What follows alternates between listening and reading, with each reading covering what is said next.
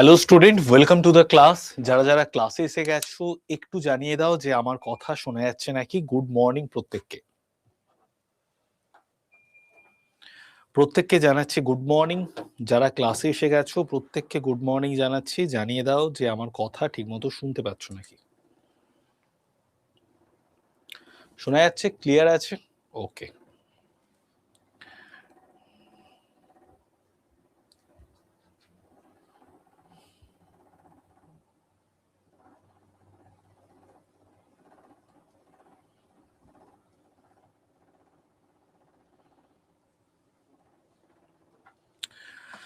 চলো তো শুরু করা যাক। গুড মর্নিং প্রত্যেককে। আজকে আমরা উইকলি কারেন্ট অ্যাফেয়ার্স গুলো একটু পরপর দেখে নেব, আর তারপর আমরা আমাদের যে ওয়েবসাইট রয়েছে সেই ওয়েবসাইটটা কি করে পড়াশোনা করতে হয় সেটা নিয়েও আমরা একটু আলোচনা করে নেব। ঠিক আছে?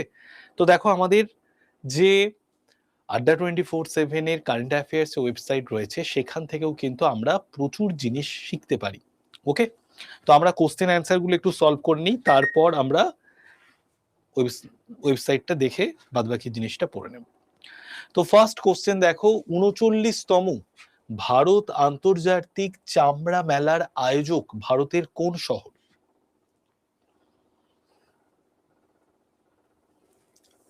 কি হবে আমাদের রাইট অ্যান্সার? চেন্নাই হয়ে যাবে আমাদের রাইট অ্যান্সার। ঠিক আছে, চেন্নাই হয়ে যাবে আমাদের রাইট অ্যান্সার। ওকে,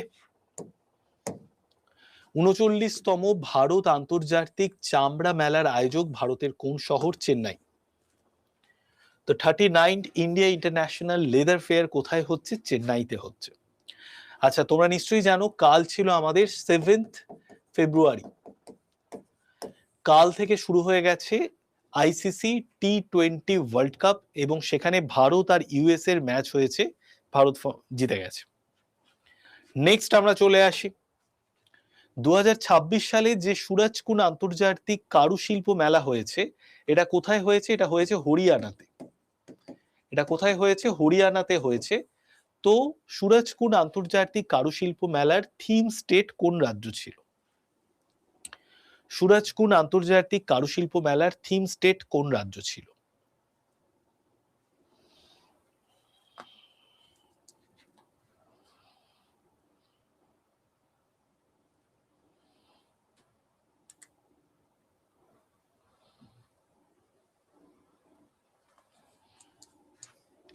দেখো, রাইট অ্যান্সার হচ্ছে উত্তরপ্রদেশ, মেঘালয়। ঠিক আছে, উত্তরপ্রদেশ মেঘালয় ছিল সুরজকুন্ড আন্তর্জাতিক কারুশিল্প মেলার থিম স্টেট। আর যদি থিম দেশের নাম বলি তাহলে সেই দেশের নাম হচ্ছে মিশর। ঠিক আছে, কারুশিল্প মানে আমাদের ছোট ছোট যেগুলো গ্রামে শিল্প রয়েছে, কুটির শিল্প, হাতে তৈরি করা বিভিন্ন রকমের দ্রব্য, বিভিন্ন উপজাতি যে সমস্ত মানুষজন আছে তারা এই সমস্ত কারুশিল্পের সঙ্গে বিশেষ করে যুক্ত। ঠিক আছে, নেক্সট আমরা চলে আসি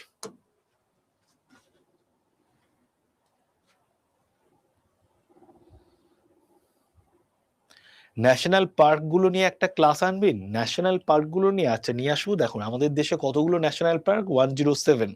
আর last national park Similipal national park. Okay, সব থেকে বেশি ন্যাশনাল পার্ক কোন রাজ্যে আছে? মধ্যপ্রদেশ রাজ্যে রয়েছে। ভারতের প্রথম ভারত রত্ন ডক্টর বাবা সাহেব আম্বেদকর অ্যাডভোকেট প্রশিক্ষণ ও গবেষণা কেন্দ্র কোথায় উদ্বোধন করা হয়েছে? এটা উদ্বোধন করা হয়েছে মুম্বাইতে। ঠিক আছে,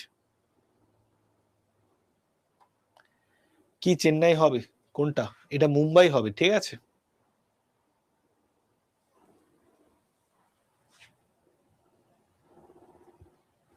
হ্যাঁ এটা মুম্বাই হবে একদম।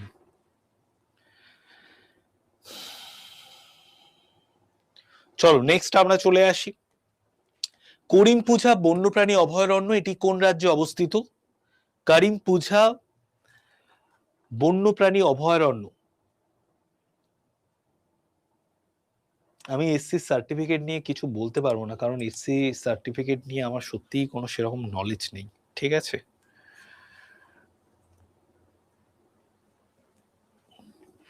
দেখো এটা কোথায় অবস্থিত করিম পূজা বন্যপ্রাণী অভয়ারণ্য? কেরালা হবে রাইট অ্যান্সার।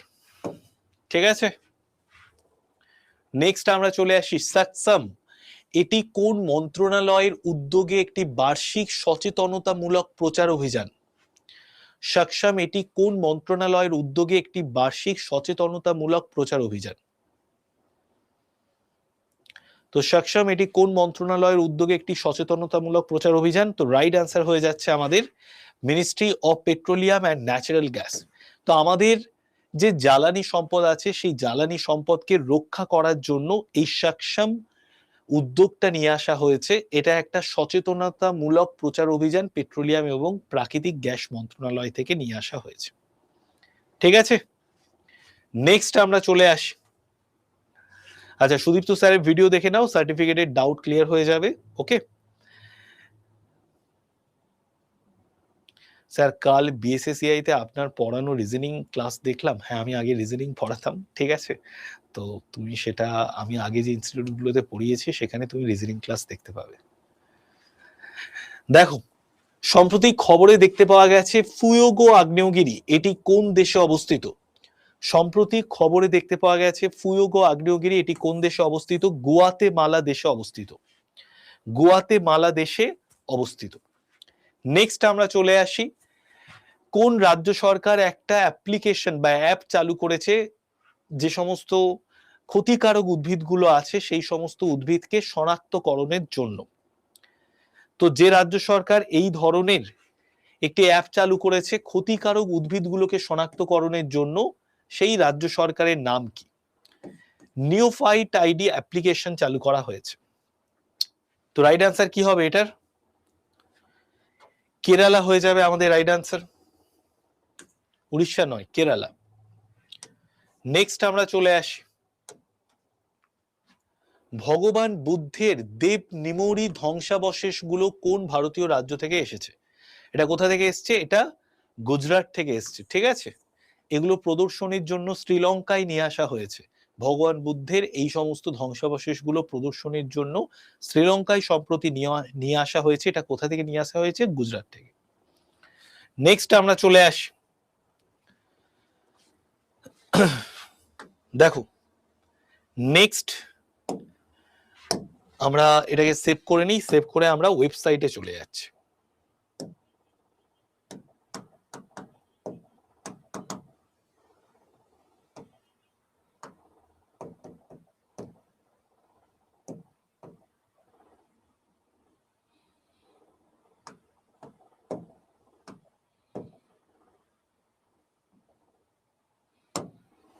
জাস্ট এক মিনিট, এটাকে সেভ করে নিই, সেভ করে আমরা আবার পড়াশোনা স্টার্ট করছি।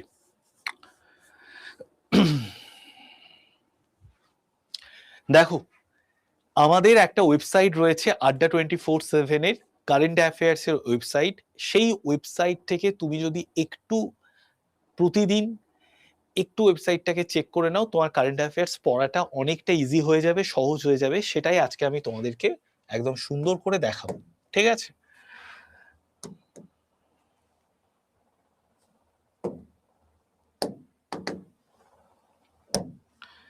তো দেখো, তুমি কি লিখবে গুগলে গিয়ে লিখবে আড্ডা 24/7 CA, আড্ডা 24/7 কারেন্ট অ্যাফেয়ার্স দিয়ে দেবে। দেখবে প্রথমেই চলে এসছে আড্ডা 24/7 CA current affairs today, latest current affairs 2026।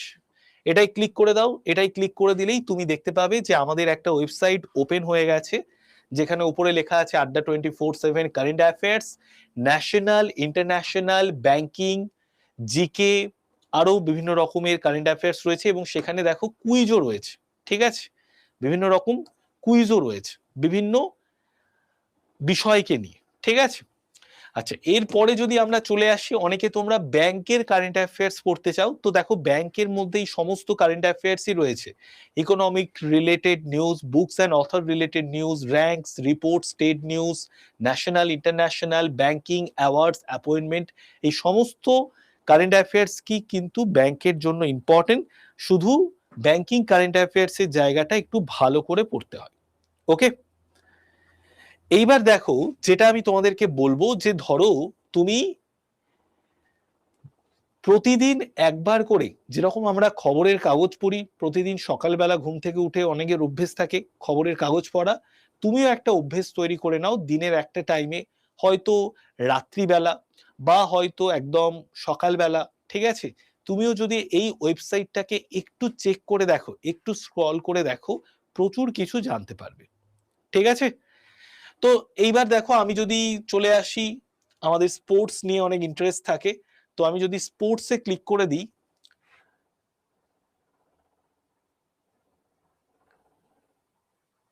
দেখো এখানে স্পোর্টস বলে একটা বাটন আছে, এই স্পোর্টসে যদি আমি ক্লিক করে দিই, এখানে স্পোর্টস রিলেটেড যে সমস্ত কারেন্ট অ্যাফেয়ার্স গুলো রয়েছে সেইগুলো কিন্তু আমরা দেখতে পেয়ে যাব। যেরকম দেখো প্রথমেই চলে আসি, WPL উইমেন্স প্রিমিয়ার লিগ, এই উইমেন্স প্রিমিয়ার লিগ 2023 থেকে 2026-এ উইনারদের যে লিস্ট, সেই লিস্ট কিন্তু দিয়ে দেওয়া হয়েছে।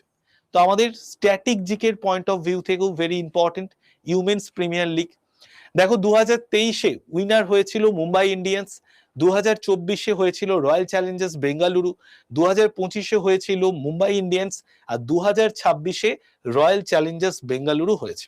ওকে, তো দেখো 9th জানুয়ারি থেকে 5th ফেব্রুয়ারি পর্যন্ত 2026-এ ওয়ার্ল্ড প্রিমিয়ার লিগ হয়েছে, এবং সেই ওয়ার্ল্ড প্রিমিয়ার লিগে হোস্ট সিটিজ ছিল মুম্বাই, ঠিক আছে, ফাইনাল ভেন্যু ছিল বদোদরা, আর এটাই চ্যাম্পিয়ন কারা হয়ে গেছে, ফাইনালে গিয়ে চ্যাম্পিয়ন হয়ে গেছে royal Challengers Bengaluru, Delhi Capitals এর সঙ্গে খেলা হয়েছে। ওকে, বোঝা গেল?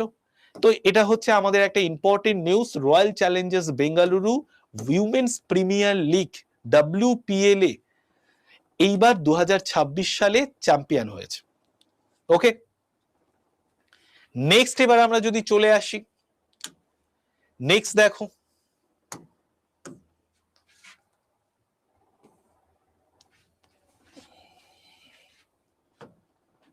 আচ্ছা, এইবার দেখো Jharkhand women strike gold at প্যারা থ্রোবল ন্যাশনাল, ঠিক আছে। তো কারো যদি পড়তে অসুবিধে হয়, কারো যদি ইংরেজিতে পড়তে অসুবিধে হয়, এখানে 3টে ডট আছে, এই 3টে ডটে ক্লিক করবে, 3টে ডটে ক্লিক করলে এখানে একটা ট্রান্সলেটের অপশন আছে, বাংলা করে দেবে, দেখবে এটা বাংলায় ট্রান্সলেট হয়ে গেছে। তো ঝাড়খণ্ডের মহিলা দল যারা প্যারা থ্রোবল জাতীয় ফেডারেশন কাপ 2026-এর ফাইনালে রাজস্থানকে হারিয়ে দিয়ে এই ঝাড়খণ্ডের প্যারা থ্রোবল ন্যাশনাল ফেডারেশন কাপ জিতে গেছে। তো ঝাড়খণ্ডের মহিলা দল প্যারা থ্রোবল ন্যাশনাল ফেডারেশন কাপ জিতে গেছে। ওকে, বোঝা গেল? নেক্সট যদি আমরা চলে আসি, এরকম যদি তুমি একটু ইন্টারেস্ট নিয়ে পড়তে থাকো, তাহলে খুব সুন্দর করে জায়গাটাকে রেডি করে নিতে পারবে। এরপরে দেখো সেই বিখ্যাত নিউজটা, যেটা ICC under 19 world cup 2026, ICC under 19 world cup 2026 কে জিতেছে? ইন্ডিয়া জিতেছে। কাকে হারিয়ে জিতেছে? ইংল্যান্ডকে হারিয়ে জিতেছে। এবং বৈভব সূর্যবংশী 14 বছর বয়সী একজন খেলোয়াড়, অ্যাথলিট, মানে ক্রিকেটার, সে কিন্তু দুর্দান্ত পারফরমেন্স দেখিয়েছে, সে কিন্তু 175 রান করেছে। ওকে, তো India once again stamped its authority in world cricket in the ICC under 19 men's cricket world cup 2026 final, ঠিক আছে। তো আইসিসি আন্ডার 19 2026-এর ফাইনাল কে জিতে গেছে? ফাইনাল জিতেছে আমাদের ইন্ডিয়া। ইন্ডিয়া প্রথমে ব্যাট করতে নেমে 50 ওভারে 411 রান করেছে, আর ইংল্যান্ড ব্যাট করতে নেমে 311-তে অল আউট হয়ে গেছে, ঠিক আছে। আর সব থেকে বেশি কোর্স কে করেছে? 175 রান করেছে, সব থেকে বেশি স্কোর করেছে বৈভব সূর্যবংশী, বাঁহাতি ব্যাটসম্যান, এবং সে কত বলে করেছে দেখো, সে মাত্র 80 বলে 175 রান করেছে, এবং তাকেই কিন্তু man of the match, man of the tournament ঘোষণা করা হয়েছে। ঠিক আছে, বুঝতে পারছো? নেক্সট যদি আমরা চলে আসি,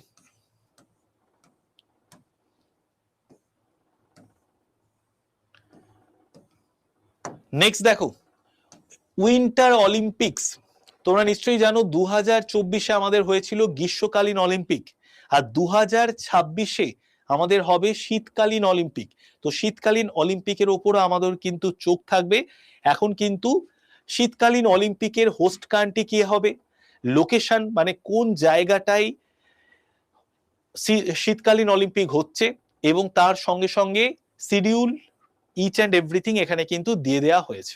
ওকে, তো দেখো 2026-এ winter Olympics will be held in Italy, Italy দেশে হবে, ঠিক আছে। ইতালি দেশে 2026-এর যে অলিম্পিক সেটা অনুষ্ঠিত হচ্ছে। তো ইতালিতে এই নিয়ে কতবার অলিম্পিক খেলা অনুষ্ঠিত হচ্ছে? 3বার।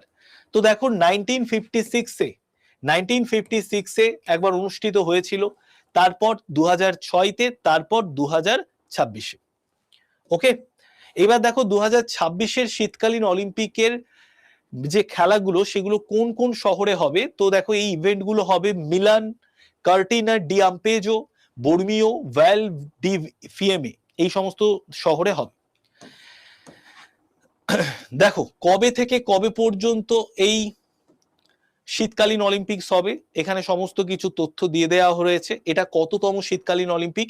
এটা হচ্ছে আমাদের 25তম শীতকালীন অলিম্পিক। ওকে,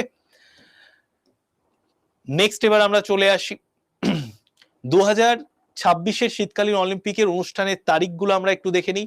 4 থেকে 5 ফেব্রুয়ারি বিভিন্ন রকমের অনুষ্ঠান হচ্ছে। উদ্বোধনী অনুষ্ঠান হয়েছে 6 ফেব্রুয়ারি 2026-এ। প্রতিযোগিতা শুরু হয়ে গেছে কাল থেকে, 7 ফেব্রুয়ারি থেকে 21 ফেব্রুয়ারি পর্যন্ত প্রতিযোগিতা হবে, আর সমাপনী অনুষ্ঠান হবে 22 ফেব্রুয়ারি। ঠিক আছে, বোঝা গেল? তো এইভাবে আমরা যদি আমাদের ওয়েবসাইটটাকে একটু ফলো করতে পারি তাহলে কিন্তু খুব সহজে আমরা প্রচুর কারেন্ট অ্যাফেয়ার্সকে মনে রাখতে পারবো প্রতিদিন। যদি তুমি জাস্ট 15 থেকে 20 মিনিট রাত্রিবেলা ঘুমানোর আগে একবার ওয়েবসাইটটাকে চেক করে নাও, দেখবে তোমার মনেও থাকবে, ইন্টারেস্টও আসবে, এবং সম্পূর্ণ কারেন্ট অ্যাফেয়ার্স তুমি একটা ওয়েবসাইটের মধ্যেই পেয়ে যাচ্ছ। বলো, বুঝতে পারলে যেটা আমি বোঝাতে চাইলাম? 1896-তে মডার্ন অলিম্পিক শুরু হয়, আধুনিক অলিম্পিক খেলা শুরু হয় কত সালে? 1896 সালে। এবং তার আগে 1894 সালে পিয়ের দি কুবার্টিনের উদ্যোগে আন্তর্জাতিক অলিম্পিক কমিটি তৈরি করা হয়। তারপর 1896 থেকে গ্রীষ্মকালীন অলিম্পিক ম্যাচ শুরু হয়, এবং প্রথম যে ম্যাচটা হয়েছিল, মানে প্রথম ম্যাচ বলতে প্রথম যেখানে খেলাটা অনুষ্ঠিত হয়েছিল অলিম্পিকে, সেটা হচ্ছে গ্রিসের এথেন্সে। ওয়েবসাইটটার নাম তো বলেই দিলাম, adda247ca লিখলেই তুমি পেয়ে যাবে। আচ্ছা, এবার দেখো ন্যাশনাল কারেন্ট অ্যাফেয়ার্সে আমি যদি ক্লিক করে দিই, এখানে বিভিন্ন ন্যাশনাল কারেন্ট অ্যাফেয়ার্স পেয়ে যাবে। ঠিক আছে, দেখো স্টার্ট আপ ইন্ডিয়া 2.0 এটা কিন্তু গভর্নমেন্ট এক্সটেন্ড করেছে, government extend recognition to 20 years. তো আমাদের যে স্টার্ট আপ ইন্ডিয়া 2.0 উদ্যোগটা নেওয়া হয়েছে, সেই স্টার্ট আপ ইন্ডিয়া, ভারত সরকার স্টার্ট আপ ইন্ডিয়ার যে কাঠামো, ইনফ্রাস্ট্রাকচার, সেটাকে আরো 20 বছর মেয়াদ বাড়িয়ে দিয়েছে। আমাদের যে স্টার্ট আপ ইন্ডিয়া বলে একটা ইভেন্ট চালু করা হয়েছিল 2015 থেকে, সেই ইভেন্টটা কিন্তু আরো এক্সটেন্ড করা হচ্ছে গভর্নমেন্টের বিভিন্ন পলিসি নিয়ে এসে, এবং আমাদের যে স্টার্ট আপ ইকোসিস্টেম রয়েছে, বিভিন্ন স্টার্ট আপ কোম্পানিগুলো রয়েছে, তাদেরকে কিন্তু ভারত সরকার বিভিন্ন রকম দিক থেকে হেল্প করবে। ঠিক আছে, বোঝা গেল? নেক্সট এবার আমরা চলে আসি আরেকটা বিষয় তোমাদেরকে বলে রাখি, সেটা হচ্ছে যে কখনোই কারেন্ট অ্যাফেয়ার্স কিন্তু খুব ডেপথে গিয়ে পড়ার চেষ্টা করবে না। অনেকে আছে যে অনেক ডেপথে গিয়ে কারেন্ট অ্যাফেয়ার্স পড়তে চায়, তখন কিন্তু সে প্রবলেমের মধ্যে পড়বে। কারেন্ট অ্যাফেয়ার্স জাস্ট ওপর থেকে যেটা মূল বিষয় সেটুকু জেনে নিলেই যথেষ্ট। ঠিক আছে, আচ্ছা নেক্সট এবার আমরা চলে আসি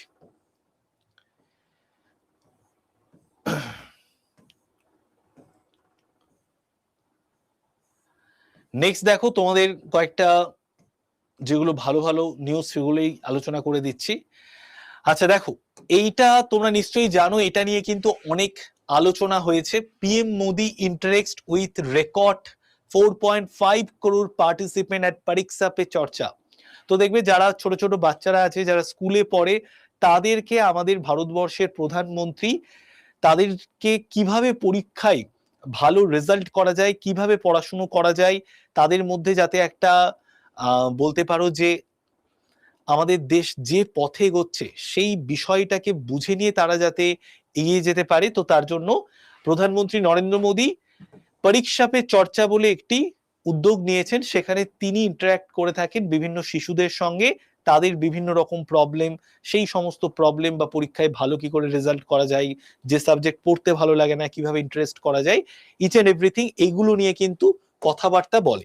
তো সেখানে কিন্তু 4.5 কোটি, ঠিক আছে, 2026 সালের পরীক্ষা পে চর্চায় প্রধানমন্ত্রী নরেন্দ্র মোদী ভারত মণ্ডপের রেকর্ড 4.5 কোটি শিক্ষার্থী, শিক্ষক এবং অভিভাবকদের সঙ্গে মত বিনিময় করেছে। অবশ্যই এটা বলতে পারো না যে একদম ফিজিক্যালি, এটা মানে ফিজিক্যাল কিছু আর বাদ বাকিটাই কিন্তু ভার্চুয়ালি, ঠিক আছে। তো ভারত মণ্ডপ নিউ দিল্লিতে অবস্থিত, সেখানে নরেন্দ্র মোদী প্রায় 4.5 কোটি শিক্ষার্থী, শিক্ষক এবং অভিভাবকদের সঙ্গে তার নিজস্ব মত বিনিময় করেছে। পরীক্ষা পে চর্চা, এটা কিন্তু মিনিস্ট্রি অফ এডুকেশনের একটি উদ্যোগ। ওকে, আচ্ছা, কি কি নিয়ে আলোচনা করা হয়েছে? পরীক্ষার চাপ কিভাবে কাটিয়ে তোলা যায়, তার সঙ্গে সঙ্গে একটা সামগ্রিক শিক্ষা, অভিভাবকদের যে যে বিষয়ে গুরুত্ব দেওয়া উচিত, অভিভাবকদের বিভিন্ন রকম উপদেশ, ঠিক আছে। আর পরীক্ষাকে জীবনের গুরুত্বপূর্ণ মুহূর্ত নয়, মানে পরীক্ষায় জীবনের যে কোনো একটা পরীক্ষাতে কি হয়, যে কোনো একটা বাচ্চার প্রচন্ড চাপ থাকে, কিন্তু ওই পরীক্ষাটাই জীবনের শেষ নয়। অনেকে আছে কি হয়, মাধ্যমিক পরীক্ষা, উচ্চ মাধ্যমিক পরীক্ষা, এগুলোকে এত সিরিয়াসলি নিয়ে নেয় যে তার যদি কোনো রকমে কোনো কিছু একটু খারাপ হয়ে যায় বা কোনো একটা সাবজেক্টে কোনো কারণে একটু কম নাম্বার পেয়ে গেল, সে একদম পুরোপুরি মন খারাপ হয়ে যায় তার, ঠিক আছে। তো সেই রকম যাতে না হয়, ঠিক আছে, পরীক্ষা এটা একটা জীবনের জাস্ট একটা পার্ট, সেইভাবে কিন্তু বিষয়গুলোকে তুলে ধরা হচ্ছে পরীক্ষার্থীদের সামনে। তো সব থেকে ইম্পর্টেন্ট তথ্য এটাই যে পরীক্ষা পে চর্চা 9th এডিশন চলছে 2026-এ, এবং সেখানে 4.5 কোটি শিক্ষক, শিশু এবং অভিভাবকদের সঙ্গে মত বিনিময় করেছেন প্রধানমন্ত্রী নরেন্দ্র মোদী। আচ্ছা, নেক্সট এবার আমরা চলে আসি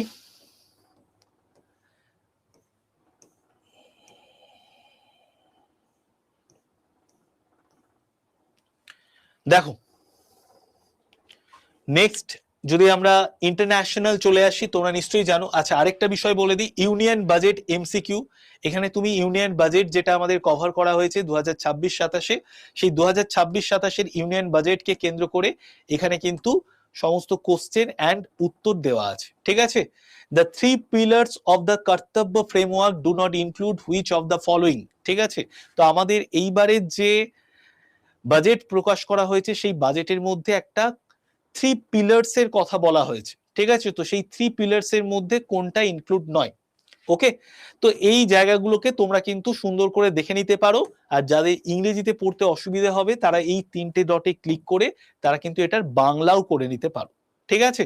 বাংলা করে নিলেও তোমার কিন্তু সুন্দরভাবে বুঝতে পারবে। যেরকম দেখো, ইলেকট্রনিক্স যে সমস্ত কম্পোনেন্ট ম্যানুফ্যাকচারিং রয়েছে, তো ইলেকট্রনিক্স যে সমস্ত দ্রব্যগুলো আছে, সেইগুলো ম্যানুফ্যাকচারিংকে বাড়ানোর জন্য ইলেকট্রনিক্স কম্পোনেন্ট ম্যানুফ্যাকচারিং স্কিমের লক্ষ্যমাত্রা বিপরীতে বিনিয়োগ অর্জনের অনুপাত কত ছিল, মানে কত পরিমাণ বিনিয়োগ হতে পারে এই ইলেকট্রনিক্স যে ম্যানুফ্যাকচারিং সেটাকে আরো বৃদ্ধি করার জন্য। তো রাইট অ্যান্সার প্রায় ডবল, ঠিক আছে। নেক্সট এবার আমরা চলে আসি রেয়ার আর্থ করিডর। এই রেয়ার আর্থ করিডর উদ্যোগে নিম্নলিখিত কোন রাজ্যটিকে খনিজ সমৃদ্ধ রাষ্ট্র হিসেবে উল্লেখ করা হয়েছে? তো রাইট অ্যান্সার হচ্ছে মহারাষ্ট্র রাজ্য থেকে। মহারাষ্ট্রের মধ্যে রেয়ার আর্থ যে ম্যাটেরিয়াল গুলো সেগুলো রয়েছে। তো রেয়ার আর্থ করিডর উদ্যোগে নিম্নলিখিত যে রাজ্যটিকে খনিজ সমৃদ্ধ রাজ্য হিসেবে উল্লেখ করা হয়েছে সেটা হচ্ছে মহারাষ্ট্র। ওকে, চলো, তো এইভাবে আমরা বিষয়গুলোকে সুন্দর করে পড়ে নিতে পারি, জেনে নিতে পারি। এরপরে যদি আমরা চলে আসি অ্যাওয়ার্ডস এ যদি ক্লিক করে দিই, তোমরা নিশ্চয়ই জানো পদ্মা অ্যাওয়ার্ডস রিসেন্টলি দেয়া হয়েছে, তার সাথে সাথে তো আরো বিভিন্ন রকম অ্যাওয়ার্ড রয়েছে, সেই সমস্ত অ্যাওয়ার্ড গুলো সম্পর্কে জেনে নেব, ঠিক আছে। আচ্ছা দেখো, দালাই লামা তিনি কিন্তু গ্র্যামি পুরস্কার পেয়েছেন, ঠিক আছে। তিনি গ্র্যামি পুরস্কার পেয়েছেন। গ্র্যামি পুরস্কার কিন্তু মানে সঙ্গীত জগতে গুরুত্বপূর্ণ অবদান রাখার জন্য গ্র্যামি পুরস্কার দেয়া হয়ে থাকে। স্যার, কালকে আমি আপনার লেখা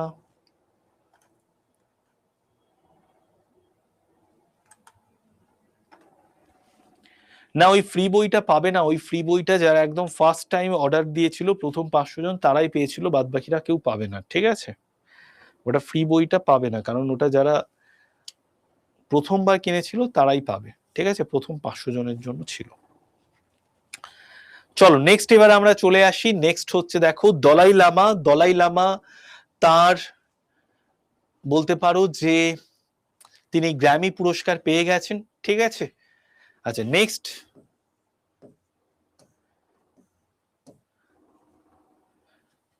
দেখো ভারতরত্ন অ্যাওয়ার্ড উইনার লিস্ট, এগুলো তোমরা একটু মাঝে মাঝে চেক করবে, ঠিক আছে।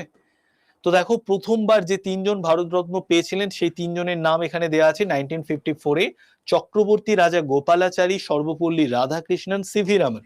এবার যদি আমরা একদম 2024-25 এগুলো দেখি তাহলে আমরা আরো ডিটেলসে জানতে পারবো।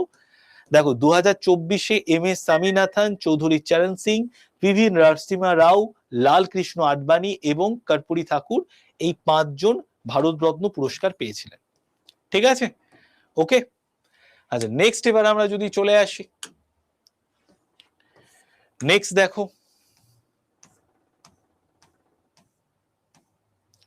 এই সমস্ত নিউজগুলো আছে যেগুলো ইম্পর্টেন্ট নিউজ, সেগুলো একটু দেখে নেবে, ঠিক আছে। আচ্ছা নেক্সট এবার আমি বলবো যেটা, সেটা হচ্ছে দেখো বিভিন্ন বুকস রিলেটেড নিউজটাও কিন্তু ভেরি ইম্পর্টেন্ট হয়ে যায়, ঠিক আছে। বুকস অ্যান্ড অথর রিলেটেড নিউজগুলোও তোমরা একটু দেখে নেবে। যেরকম দেখো হিস্ট্রি দ্যাট ইন্ডিয়া ইগনোর, এই যে বইটা, এই বইটা আমাদের গোয়ার এখন বর্তমান যিনি সিএম রয়েছেন প্রমোদ সাওয়ান্ত, তিনি লঞ্চ করেছেন, সেকেন্ড এডিশন লঞ্চ করেছেন। তো এই বইয়ের মধ্যে কি লেখা আছে, যে সমস্ত স্বাধীনতা সংগ্রামীদের নিয়ে আলোচনা করা হয়নি, তো সেই সমস্ত স্বাধীনতা সংগ্রামীদের কথা এখানে বলা আছে, ঠিক আছে। তো যে সমস্ত স্বাধীনতা সংগ্রামী আমাদের ইতিহাসের পাতায় স্থান পায়নি তাদেরকে নিয়েই কিন্তু প্রমোদ সাওয়ান্ত এই বইটা লঞ্চ করেছেন, এবং তাদেরকে নিয়ে কিন্তু হিস্ট্রি দ্যাট ইন্ডিয়া ইগনোর এই বইটাতে লেখা আছে। এই বইটা লিখেছেন কে? এই বইটা লিখেছেন দেখো প্রেম প্রকাশ, এই ভদ্রলোক, তিনি এই বইটা লিখেছেন, ঠিক আছে। তো আমি যেটা বলতে চাইছি সেটা বুঝতে পারছো তো, যে কিভাবে আমাদেরকে পড়তে হবে। আজকে আমার একটু শরীরটা আবার উইক হয়ে গেছে, অ্যাকচুয়ালি স্পন্ডালাইটিসের ওই প্রবলেমটা এখনো ঠিক হয়নি আর কি, ঠিক আছে। চলো নেক্সট এবার আমরা চলে আসি।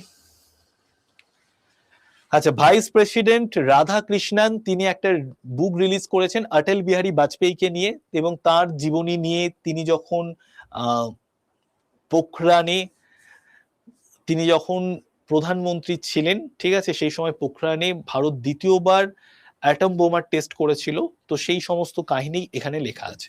আনবিটেবল, এই যে বইটা সালমান খানের বই, দ্য সুলতান অফ বলিউড, ঠিক আছে, সালমান খান, তো এই বইটা কে লিখেছেন, মোহর বসু, ওকে, মোহর বসু তিনি এই বইটা লিখেছেন। শিখর ধাওয়ানের autobiography one cricket my life and more, the one cricket my life and more, এই বইটাকে লিখেছেন শিখর ধাওয়ান, ওকে। তো এইরকম সমস্ত কিছু আমাদের পরপর দেওয়া আছে। আচ্ছা এর মধ্যে দেখো এটা খুব ইম্পর্টেন্ট একটা তথ্য, দ্রৌপদী মুর্মু তার জীবনী নিয়ে লেখা একটি বই, যে বইটা প্রকাশ করিয়েছেন অন্ধ্রপ্রদেশের একজন সাফাই কর্মীর হাত দিয়ে, ঠিক আছে। তো সমাজের মধ্যে একটা স্ট্রং মেসেজ দেয়া হচ্ছে যে কোনো কাজই ছোট নয়, প্রত্যেকটা কাজেরই সমান অধিকার রয়েছে, প্রত্যেকটা কাজেরই সমমর্যাদা রয়েছে, এবং এই অন্ধ্রপ্রদেশের যিনি অন্ধ্র ইউনিভার্সিটির একজন সাফাই কর্মী, তার হাত দিয়ে এই বইটাকে কিন্তু উদ্বোধন করা হয়েছে, ওকে।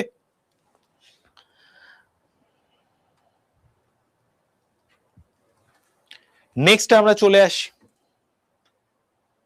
স্যার তাহলে ওই বইটা কিভাবে হবে?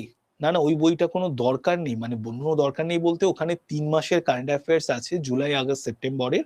তুমি যে বইটা পেয়েছো ওখানে জানুয়ারি থেকে একদম ডিসেম্বর পর্যন্ত সব কারেন্ট অ্যাফেয়ার্স দেওয়া আছে, ওটাই ভালো করে পড়লে হয়ে যাবে, ঠিক আছে। আর ওই বইটার তুমি পিডিএফ কপি সম্ভবত পেয়ে যাবে, ঠিক আছে। ওই বইটা প্রথম যারা 500 জন কিনেছিল কারেন্ট অ্যাফেয়ার্স এর বই, তারাই পেয়েছে। চলো নেক্সট এবার আমরা চলে আসি।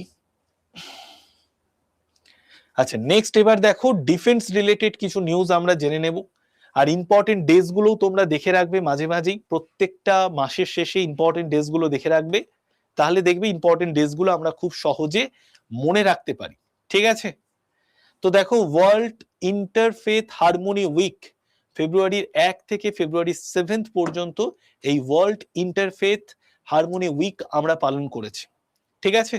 তো কেন আমরা পালন করি এই যে ওয়ার্ল্ড ইন্টারফেথ হারমোনি উইক, তার কারণ হচ্ছে গোটা পৃথিবীর মধ্যে যাতে শান্তি বজায় থাকে, যাতে আমাদের সহ্য ক্ষমতা বা সহ্য শক্তি টলারেন্স বৃদ্ধি পায়, non violence, interfaith understanding world wide, এই সমস্ত কিছুর জন্য ইন্টারফেথ হারমোনি উইক আমরা পালন করি ফেব্রুয়ারির 1 থেকে 7 পর্যন্ত। ঠিক আছে, তো এই ইম্পর্টেন্ট ডেজ গুলো দেখে রাখলে তোমার অনেক কিছু জানা হয়ে যাবে। ঠিক আছে, আচ্ছা নেক্সট যদি চলে আসি, ওয়ার্ল্ড ক্যান্সার ডে কবে? ওয়ার্ল্ড ক্যান্সার ডে তো দেখতেই পাচ্ছ 4 ফেব্রুয়ারি ওয়ার্ল্ড ক্যান্সার ডে। ঠিক আছে, তো 2026-এর যে theme united by unique, world cancer day 2026 highlights the theme united by unique, focusing on patient centre care, awareness, prevention and global efforts to fight cancer together. তো গোটা পৃথিবীতে যাতে ক্যান্সারের বিরুদ্ধে একটা সচেতনমূলক বার্তা তৈরি করা যায়, ক্যান্সারের বিরুদ্ধে ফাইট করা যায়, পার্সোনাল কেয়ার আরো বাড়ানো যায়, যে রোগী ক্যান্সারে আক্রান্ত হয়েছেন অ্যাওয়ারনেস বাড়ানো যায় ক্যান্সার সংক্রান্ত, তো তার জন্যই কিন্তু এই ওয়ার্ল্ড ক্যান্সার ডে পালন করা হয়ে থাকে। ঠিক আছে, 2026-এ 4 ফেব্রুয়ারি ওয়ার্ল্ড ক্যান্সার ডে পালন করেছে। আচ্ছা নেক্সট আমরা যদি চলে আসি, ওয়ার্ল্ড ওয়েটল্যান্ডস ডে। তো বিশ্ব জলাভূমি দিবস প্রতি বছর 2 ফেব্রুয়ারি আমরা পালন করে থাকি। এইবার 2026-এ ওয়ার্ল্ড ওয়েটল্যান্ডস ডে থিম কি ছিল? থিম দেখো এখানে লেখা আছে, ওয়েটল্যান্ডস অ্যান্ড ট্র্যাডিশনাল নলেজ। আমাদের ভারতবর্ষে কতগুলো বিশ্ব জলাভূমি দিবস মানে কতগুলো জলাভূমি রয়েছে? আমাদের ভারতবর্ষে মোট জলাভূমির সংখ্যা হচ্ছে 98। ওকে, 98।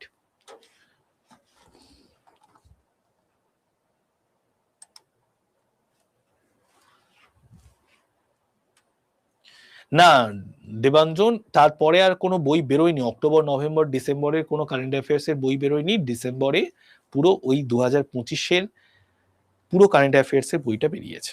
ঠিক আছে, চলো নেক্সট এবার আমরা চলে আসি। দেখো, তো এটা হচ্ছে আমাদের ওয়ার্ল্ড ওয়েটল্যান্ডস ডে থিম 2026-এ। দেখতেই পাচ্ছ ওয়ার্ল্ড ওয়েটল্যান্ডস ডে থিম কি আছে, wetlands and traditional knowledge celebrating culture heritage. সব থেকে বেশি ওয়েটল্যান্ড মানে জলাভূমি কোথায় রয়েছে বিশ্ব মানে সব থেকে বেশি রামসার সাইট, যেটা সেই রামসার সাইট কোথায় রয়েছে? আমাদের দেশে তামিলনাড়ু রাজ্যে। ঠিক আছে, নেক্সট আমরা চলে আসি। আচ্ছা ইন্ডিয়ান কোস্ট গার্ড ডে, এটাও কিন্তু very important. Indian coast guard day এটা তোমরা মনে রেখো, 1 ফেব্রুয়ারি আমরা ইন্ডিয়ান কোস্ট গার্ড ডেটাকে পালন করে থাকি। Indian coast guard day 2026 marks 50 years of India's maritime guardian. ঠিক আছে, তো কবে আমরা পালন করি ইন্ডিয়ান কোস্ট গার্ড ডে? 1 ফেব্রুয়ারি, এটাও তোমরা মনে রাখবে। ঠিক আছে, তারপরে দেখো মহাত্মা গান্ধীর মৃত্যুদিন, শহীদ দিবস হিসেবে আমরা পালন করে থাকি। তারপরে যদি আমরা চলে আসি পরপর, দেখো এখানে বিভিন্ন রকম নিউজ গুলো দেওয়া আছে, পরপর তোমরা দেখে নেবে। ন্যাশনাল ট্যুরিজম ডে কবে? 24 জানুয়ারি। ঠিক আছে, ন্যাশনাল ট্যুরিজম ডে, সরি এটা ন্যাশনাল ট্যুরিজম ডে, এটা 25 জানুয়ারি। আর ন্যাশনাল ভোটার্স ডে এটাও আমরা 25 জানুয়ারি পালন করে থাকি।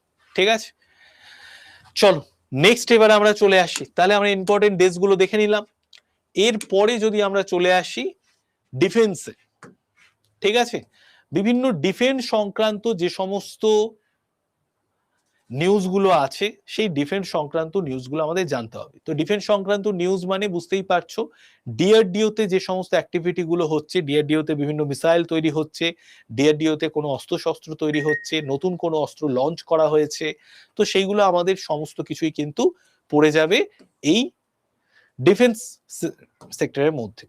তো দেখো উড়িষ্যা থেকে কিন্তু একটা অগ্নি 3 এই যে মিসাইলটা রয়েছে এটার কিন্তু অলরেডি টেস্ট করা হয়েছে। ঠিক আছে, তো দেখে নাও উড়িষ্যা থেকে কক্ষপথে প্রস্তুত নির্ভুলতার পথে অগ্নি 3 মূল পরীক্ষায় উত্তীর্ণ। তো দেখো অগ্নি 3 এটা একটা মাঝারি পাল্লার ব্যালিস্টিক ক্ষেপণাস্ত্র, এটার সফলভাবে পরীক্ষা চালানো হয়েছে এবং এই পরীক্ষা কবে হয়েছে? 6 ফেব্রুয়ারি 2026-এ।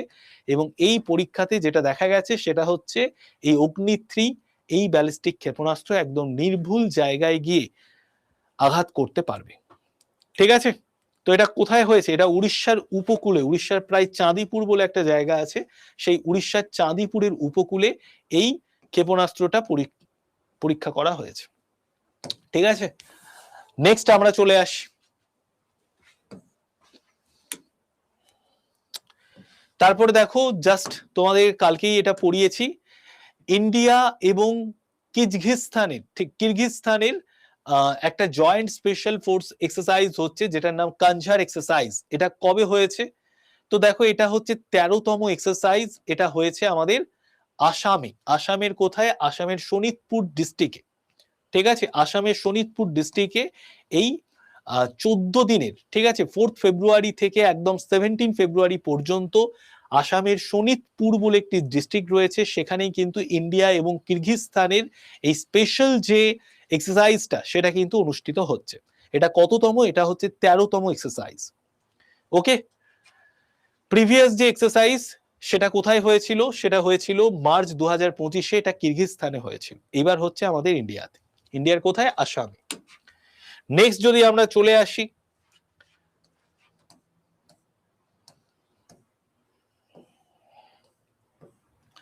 দেখো এটাও তোমাদের আমি করিয়েছিলাম।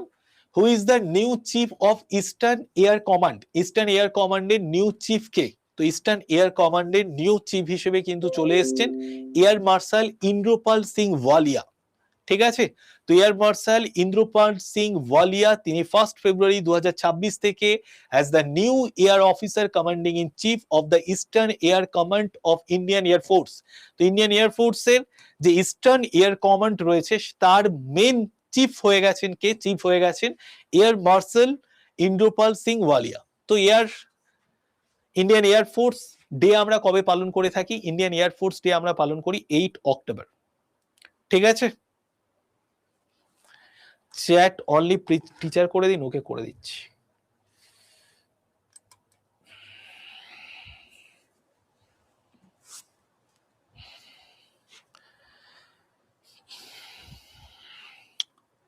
ঠিক আছে, বোঝা যাচ্ছে তো?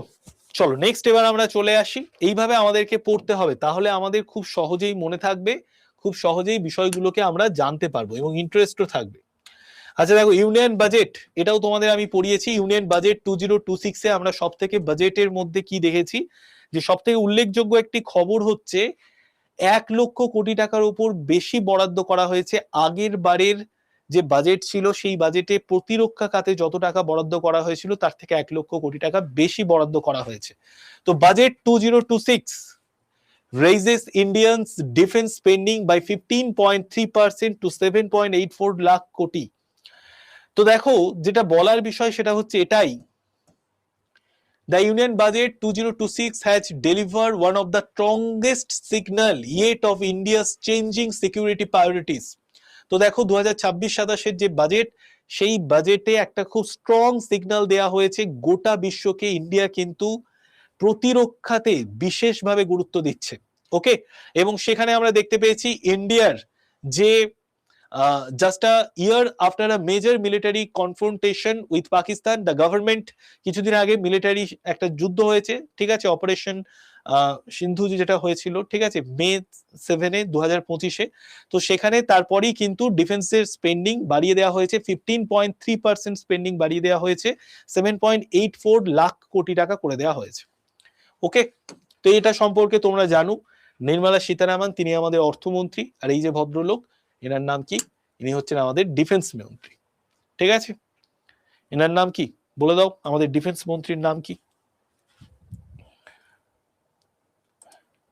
আমার সত্যি মানে প্রচন্ড ঘাড়ে ব্যথা করছে, আমি ঠিক ঘুরতেও পারছি না আর একদম মানে কনসেন্ট্রেট করতে পারছি না। ঠিক আছে, হয়তো আমাকে দেখে বুঝতে পারছো। রাজনাথ সিং, ঠিক আছে, একদম ঠিক। নেক্সট এবার আমরা চলে আসি,